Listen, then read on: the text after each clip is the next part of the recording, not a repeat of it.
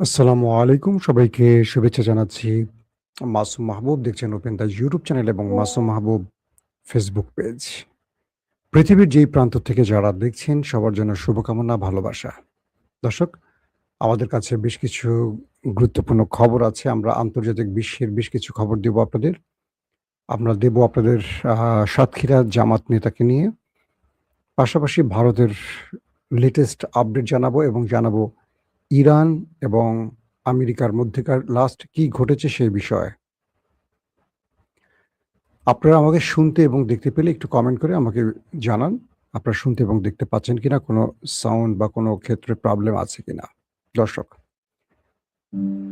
সংবাদের কয়েকটি বিষয় একটু আলোচনা করে নেওয়া উচিত এ কারণে যে বাংলাদেশে সাম্প্রতিক যে ঘটনাগুলো ঘটছে, তার মধ্যে আমরা ন্যায় অন্যায় শব্দগুলো আসলে ভুলে যাচ্ছি এবং মানুষের ব্যক্তিগত জীবন বলে আসলে আর কিছু থাকছে না। এটা খুবই মর্মান্তিক বিষয়। এটা আজকে আমার জীবনে ঘটতে পারে, কালকে আপনার জীবনে ঘটবে। এটাই স্বাভাবিক। বাট অপরাধ তদন্ত বা অপরাধ মানে অপরাধীকে শাস্তি দেওয়ার বিধানটা আসলে থাকা উচিত রাষ্ট্রের কাছে, কোনো ব্যক্তিগত মানুষের কাছে না। দর্শক, আমি আপনাদের ১ম এ জামাত নেতা প্রসঙ্গে আসি, তারপর চলে যাব আন্তর্জাতিক একটা, একটা করে খবর প্রচারের ক্ষেত্রে। চলেন আমরা একটা বক্তব্য দিয়ে আগে শুরু করি। দর্শক, আমি যেই লোকটার বক্তব্য আপনাকে শোনালাম সেটা হলো সেই মরিয়ম যার সাথে জামাতের নেতা বিয়ের দাবি করছেন এবং যাকে নিয়ে সোশ্যাল মিডিয়া এত আলোচনা, তার বাবা। দুজনকে দেখলে বোঝা যাচ্ছে যে বয়সের পার্থক্য মানে অর্থাৎ শ্বশুরের বয়স জামাইয়ের চেয়েও কম হয়ে গেছে।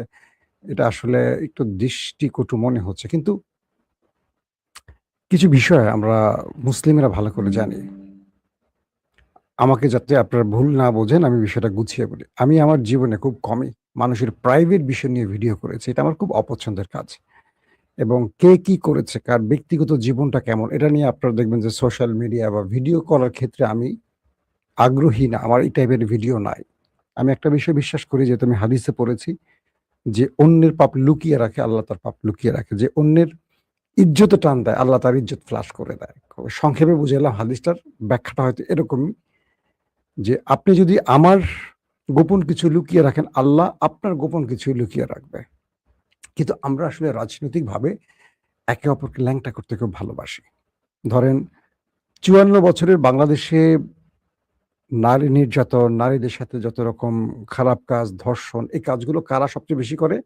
এই দেশের প্রতিটা মানুষ জানে। আজকে সেই মানুষগুলি যদি ধরেন ধর্ষকরাই যদি কখনো আরেকটা লোকের বিচার চায় একটু হাসির মতো লাগে। জামাতের একটা সিদ্ধান্ত আমার ভালো লেগেছে। সেটা হলো যে এই যে ব্যক্তি সাতক্ষীরা ৪ এর এমপি সাহেব, তাকে কিন্তু দল থেকে জামাত ইতিমধ্যে বহিষ্কার করে ফেলেছে।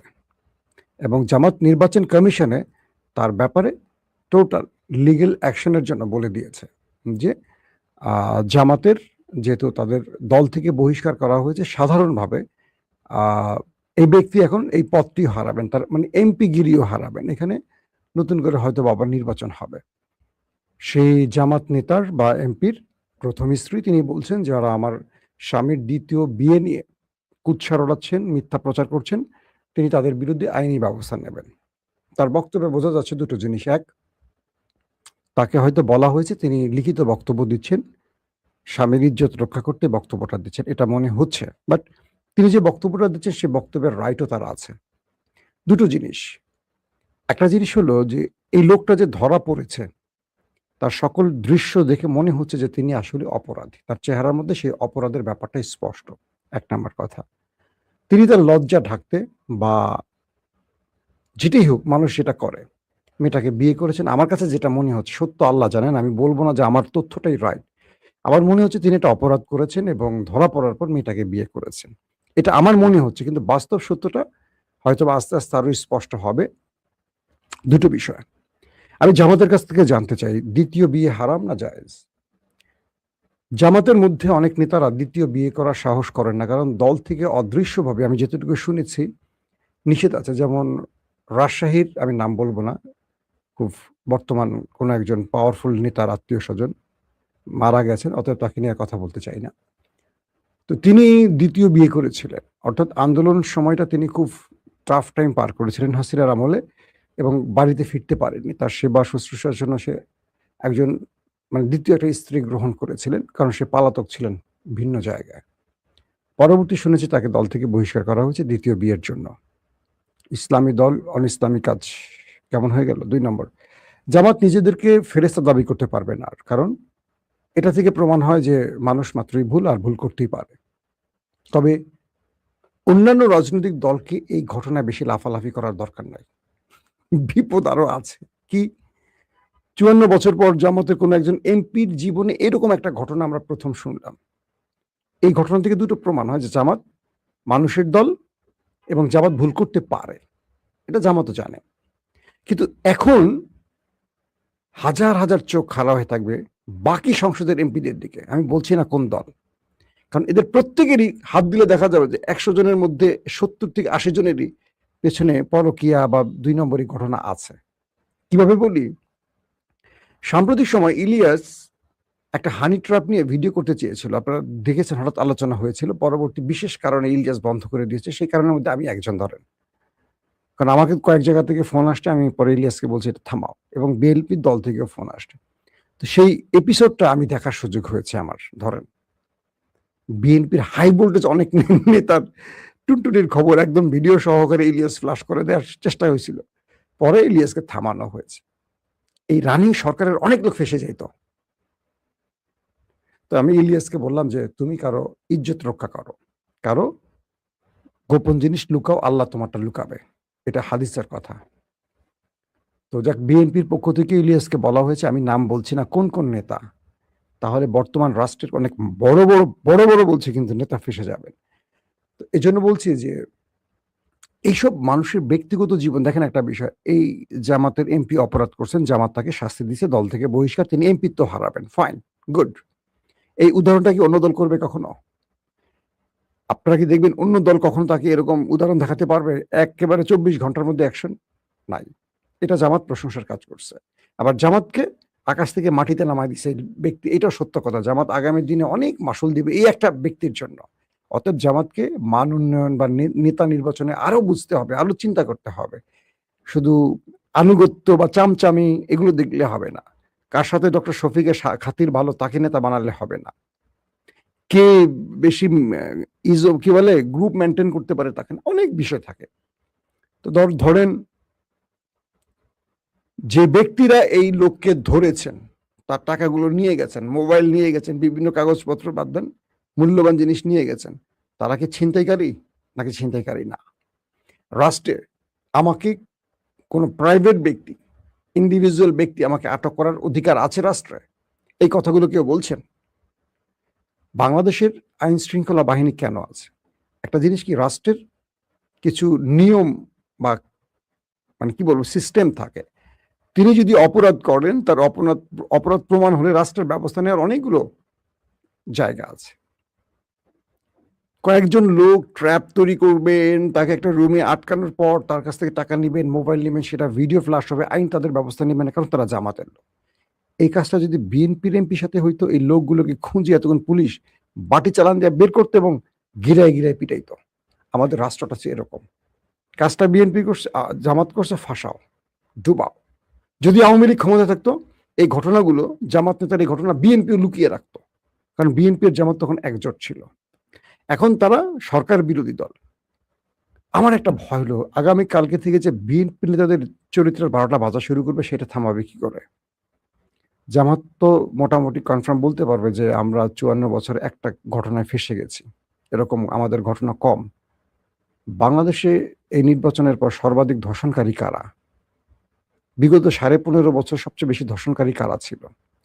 কোন কোন নেতারা হানি ট্র্যাপে পড়ে, এইরকম মধুকুঞ্জে গিয়ে ধরা পড়ে? কেন ধরা পড়ে? এরা কারা? এগুলো লিস্ট খুঁজলে আমরা দেখব।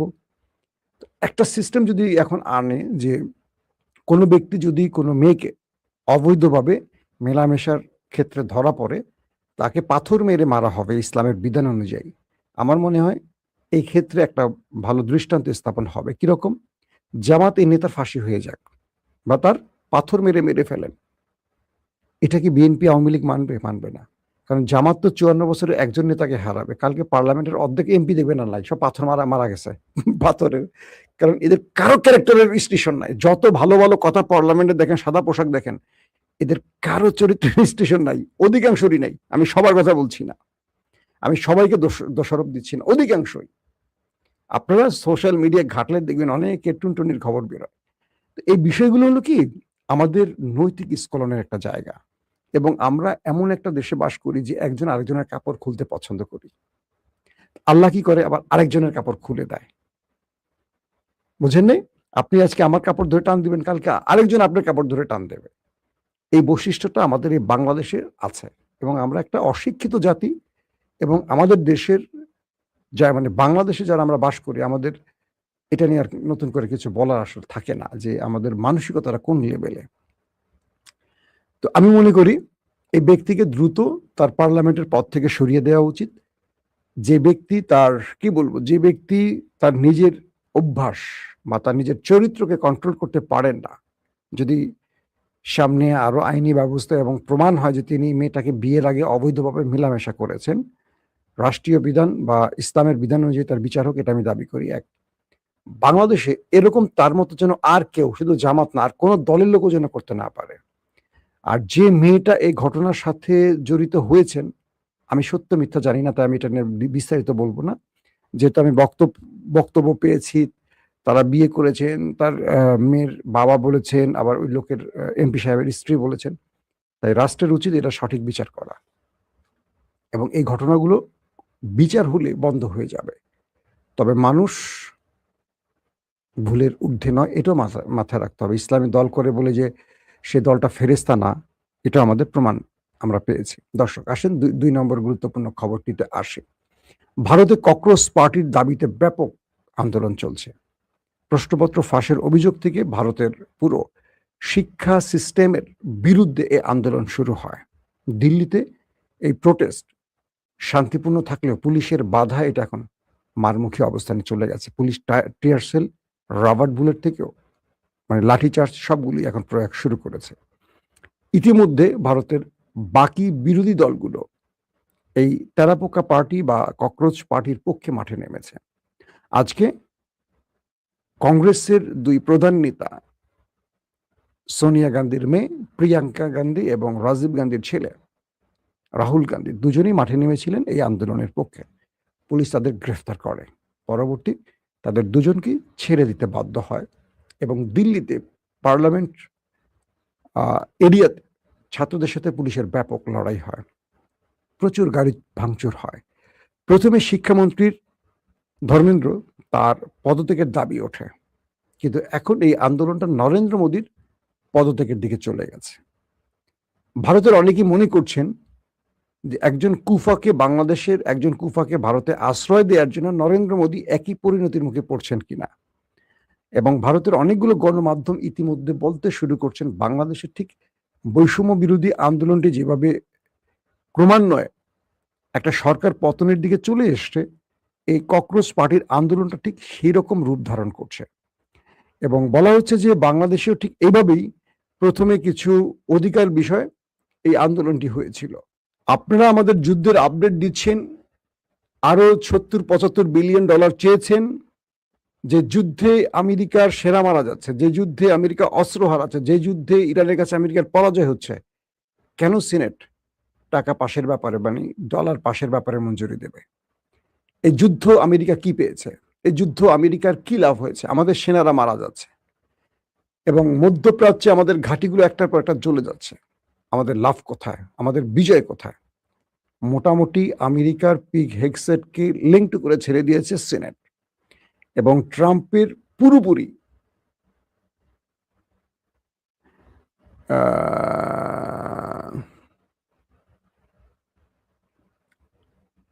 একজন কি বলছে, আচ্ছা এটা কমেন্ট পড়ছিলাম। তো পিগ হেগসেটকে সিনেট মোটামুটি ধুয়ে ছেড়ে দিছে, যে তোমরা আমাদের বলছো যে তোমরা ইরান ধ্বংস করে ফেলছো, এটা করছো ওইটা করছো। ইরান তো বহাল তবিয়তে মারছে। ইরান ধ্বংস হলে জর্দানে আমাদের ঘাঁটি উড়ে গেল কেন? বাহরাইনে আমাদের ঘাঁটি ধ্বংস হলো কেন? কুয়েতে আমাদের সেনারা পালাচ্ছে কেন? মধ্যপ্রাচ্য থেকে আমাদের সেনাদেরকে আশ্রয় নিতে হচ্ছে অন্য কোথায়, কে গিয়ে কেন? বিষয়টা কোথায়? প্রথমে তোমরা জাতিকে ধ্বংস মানে ধোঁকা দিয়েছো, এখন আবার ধোঁকাই দিচ্ছ। এরকম প্রশ্নগুলি এখন স্পষ্ট হচ্ছে। তার মানে আমরা এটুকু বুঝতে পারছি যে আমেরিকা ইরানের কাছে যে বড় একটা পরাজয়ের মুখে আছে, সেটা তাদের কংগ্রেস বা তাদের সিনেট স্পষ্ট এই বক্তব্যের মাধ্যমে প্রমাণ করে দিয়েছে। দর্শক, আমরা ইরানের কয়েকটি খবর জানাই। ইরান কি কি আজকে অ্যাটাক করেছে কয়েকটা খবর দিচ্ছি আপনাদের। আমি আজকের খবরটা বেশি লম্বা করে ফেলতে চাচ্ছিলাম না। ডোনাল্ড ট্রাম্প হুমকি দিয়েছেন যে হরমুজে ইরানের কোনো জাহাজ হামলার জবাবে তিনি কোনো না কোনো সেতু বা প্রাইভেট প্রতিষ্ঠান ধ্বংস করবেন। এই যে বক্তব্যটা ডোনাল্ড ট্রাম্প দিয়েছে, এটার প্রতিক্রিয়া ইরান কি বলছে? একটি সামরিক সূত্র ইরানের আইআরজিসির পক্ষ থেকে বলা হচ্ছে যে ইরানের অবকাঠামো আক্রান্ত হলে ইরানের সশস্ত্র বাহিনী এই অঞ্চলের অবকাঠামোতে হামলা চালাবে। মানে আমেরিকার এই জবাবে ইরান পাল্টা বলছে, যদি ইরানের কোনো অবকাঠামোতে হামলা হয় তাহলে এই অঞ্চল মানে গালফে আরব রাষ্ট্রের ঠিক সেম কাঠামো আবার ইরান ধ্বংস করবে। আমেরিকাকে বলছে, ওকে তুমি করো আমারটা, আমি তোমার মিত্রদেরটা করব। তারা আরো বলছে, এই কৌশলগত জলরাশির উপর সার্বভৌমত্ব প্রয়োগের ব্যাপারে ইরানের দৃঢ় সংকল্প রয়েছে এবং হরমুজ প্রণালীকে আর কখনো ইরানের জন্য হুমকির কারণ হতে দেয়া হবে না।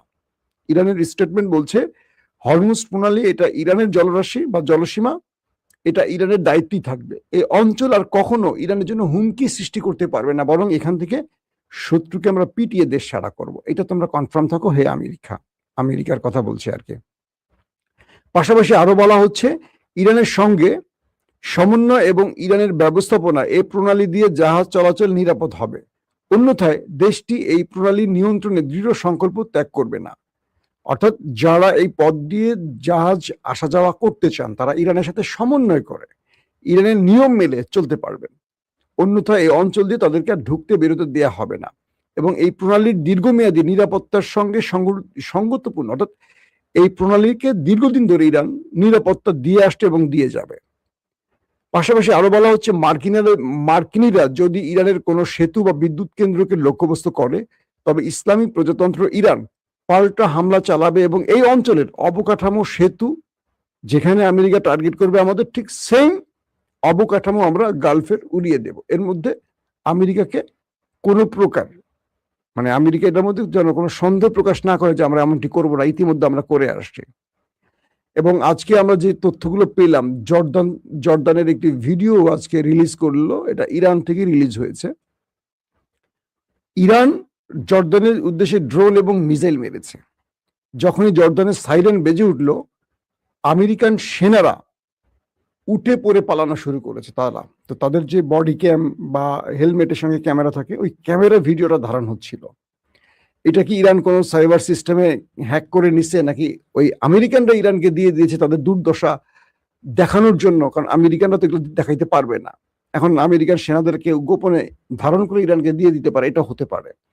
সেই ভিডিওতে দেখা যাচ্ছে যে ইরান সেখানে মিসাইল মারছে, আর সেই মিসাইলের সাইরেন বাজার সঙ্গে সঙ্গে মার্কিন সেনারা যারা ঘাটের উপরিভাগে ছিল, তারা উঠে পড়ে হন্তদন্ত হয়ে দৌড়ে গিয়ে বাংকারে ঢুকছে। মানে ভয়াবহ বিপর্যয়। এবং আশপাশে দেখা গেল হিট করার পর আগুন জ্বলছে। তার মানে আমেরিকার সেনাদের ধারণ করা ভিডিও এখন ইরানের বিভিন্ন সিস্টেমে প্রচার হচ্ছে। তার মানে আমেরিকাকে কি পরিমাণ সাইজ ইরান বিভিন্ন দিক থেকে করছে, এটা প্রমাণ হয়। দর্শক, আপনাদের কোনো প্রশ্ন আছে? ভাই আমার কি বলে, মাসুম ভাই আপনি আমার প্রিয় মানুষ। জি ধন্যবাদ। আমি তো আবার অনেকের অপ্রিয় ভাই। সংবাদের একটা মজার বিষয় কি জানেন? আপনার পক্ষে গেলে আমি প্রিয়, আপনার বিপক্ষে গেলে আমি খুব খারাপ। আজকে অনেকেই আমাকে বলছেন, আমি একটা আর্জেন্টিনার খবর দিয়েছিলাম। সাংবাদিকদের কাজ কি? সংবাদ তুলে ধরা। বিশ্বাস করবেন কি করবেন না আপনাদের ব্যাপার। আজকে এটা দিছি, কালকে দেখা যাবে আর্জেন্টিনার বিরুদ্ধে দিব, যেটা আমার কাছে আসবে। আমার সংবাদ আমার পক্ষে বিপক্ষের না। আপনি জানেন যে আমার এই সংবাদের ক্ষেত্রে অনেক সময় আমি আমার পছন্দের ব্যক্তিদের বিরুদ্ধে কথা বলি। ধরেন আমার পছন্দের একটা দল আছে, ধরেন বিএনপি, সাপোজ ধরেন, আমি বিএনপির পক্ষে খুব বেশি কথা বলি, কখনো শুনছেন? কারণ আমি সমালোচনা বা মিথ্যা এটার মধ্যে না। আমার ধারণা হলো, আমি আপনাদের কাছে একটা কমিটমেন্ট নিয়ে বসছি এখানে। আপনারা আমাকে বিশ্বাস করে নিজের এমবি খরচ করে আমার কথা শোনেন, পৃথিবীর বিভিন্ন প্রান্ত থেকে আমার কথা শোনেন। আমি আমার কোনো দলের চামচামি, দালালি করতে এখানে বসি নাই। সত্য কথাগুলো আপনাদেরকে বলতে চাই, যেটুকু আমার অভিজ্ঞতা বা আমার তথ্য সংগ্রহের মধ্যে আছে। কারণটা কি? কাল আল্লাহর কাছে আমি জবাবদিহি করব কি বিএনপির জন্য, জামাতের জন্য বা আওয়ামী লীগের জন্য? ওদের জন্য দালালি করে আমার লাভটা কি বলেন? আপনারাই বলেন। আমার লাভ আছে? আমি দলের কোনো পক্ষ থেকে দালালি ফি নেই বা আমি কোনো দলের পদে বসছি? শুনছেন কখনো আপনারা? সো আমি কোনো পক্ষের জন্য কখনো দালালি করব না। এটুকু বিশ্বাস রাখেন আমার জন্য। আমি কোনো দলের পক্ষে না। বাট যেটা ভালো সেটাকে ভালো বলতে চাই, যেটা কালো সেটাকে আমি কালো বলতে চাই। এখন আপনি আমাকে পছন্দ করবেন না করবেন আমার কিচ্ছু যায় আসে না। শুধু আমি আমার আল্লাহর কাছে দায়মুক্ত পেতে চাই যে আল্লাহ আমাকে মিথ্যা বলায় নাই, সত্য বলেছি। এই সত্যের জন্য যেন আমি আল্লাহর কাছে মাপ পাই। এটাই হলো আমার সাংবাদিকতার মূল কি বলবো? যে চিন্তাটা আমি এভাবেই লালন করি। এটাই আমার আদর্শ। কেউ ভালোবাসেন, খুশি হব, কেউ ঘৃণা করেন তাকেও ভালোবাসবো। আল্লাহ হাফেজ।